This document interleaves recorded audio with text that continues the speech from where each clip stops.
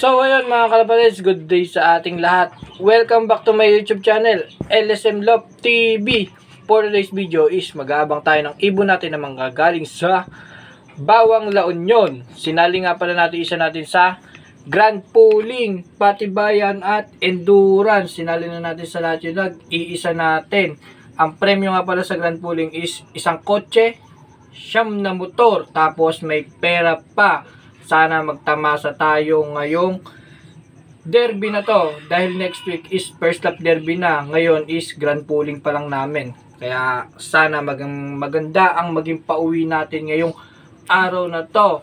So nagpawala muna tayo ng ibon. Kaya wala tayong ibon dito sa loob natin. Nagpa-low-play muna tayo dahil mamaya pa yung abangan. Dahil maaga pa. Pinawalan, nakakabulol-bulol pa. So ayun. Pinawalan na ibon namin sa Bawang La Union ng alas 7. Kaya mamaya, samahan nyo ako mag-abang. Let's go! So, ayun nga mga kalapatids, napawalan na nga pala ibon natin sa Bawang La Union ng JPRC.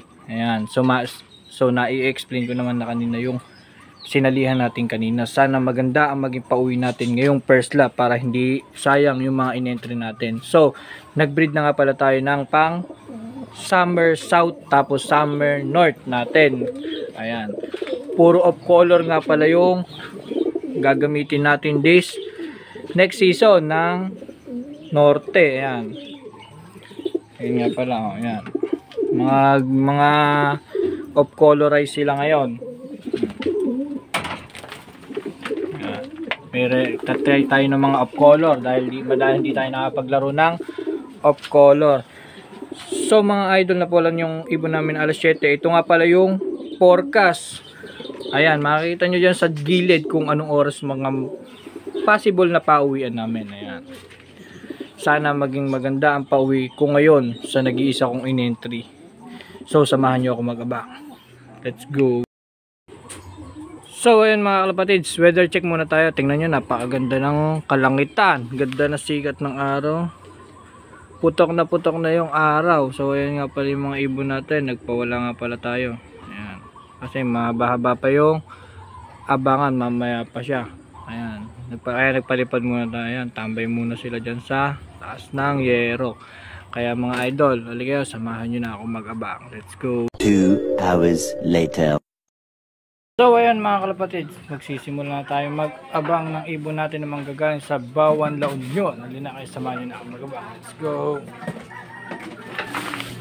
So ayan mga kalapatids, mag-abang na tayo ngayon dahil marami na nagpauwi sa mga unang bagsak sa gawing kuya po. Ayan, Gimba. Kaya baka sakali maagang umuwi yung ibon natin, pero yung ibon natin mag-clock lang, goods na. Tara na, let's go!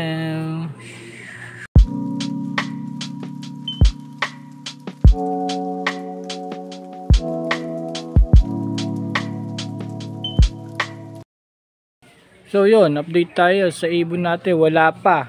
Pero mataas pa naman speedan, nasa 1,000 plus pa.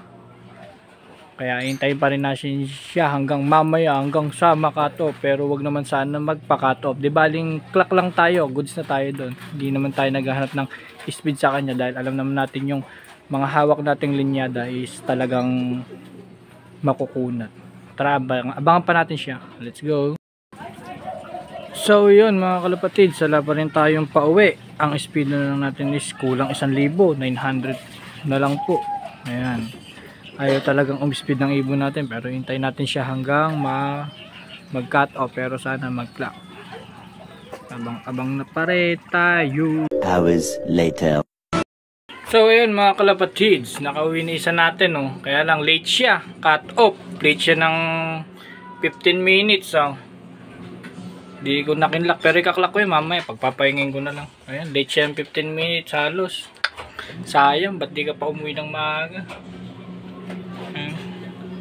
Okay lang yan, at least umuwi ka. Sasali pa kita sa derby next week. Ayan, derby na namin next week eh. Ayan. Sana maganda na maging uwi mo sa derby.